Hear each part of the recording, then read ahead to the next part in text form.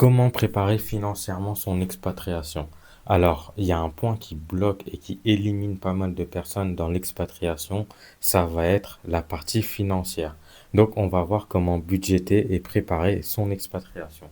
Alors, premièrement, il va falloir budgéter son expatriation de la manière suivante. Premier point, ça va être le matelas de sécurité. Le matelas de sécurité, c'est votre tranquillité sur place. Sans matelas de sécurité, vous allez stresser. Je dis pas que c'est impossible, mais il va falloir prévoir quand même ce point-là dans un premier temps. Deuxième point, ça va être le budget d'installation. Dans le budget d'installation, c'est très variable selon les personnes, mais globalement, on va y retrouver votre billet d'avion, on va retrouver l'hébergement des premiers jours, voire des premières semaines, si vous avez déjà trouvé avant ou après. Donc ça va être important aussi. Ensuite, est-ce que vous allez louer une voiture ou vous allez prendre des transports, etc., etc. Donc tout ça, ça va être à budgéter. Il va falloir aussi penser à la partie administrative.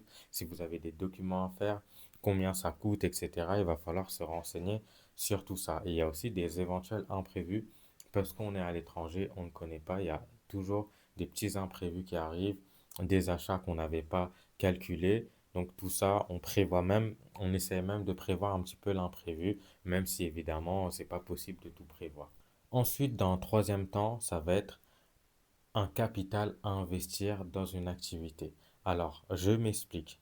C'est pas obligatoire, mais c'est toujours bien d'avoir un petit capital à investir au cas où s'il y a une opportunité qui peut se présenter sur place.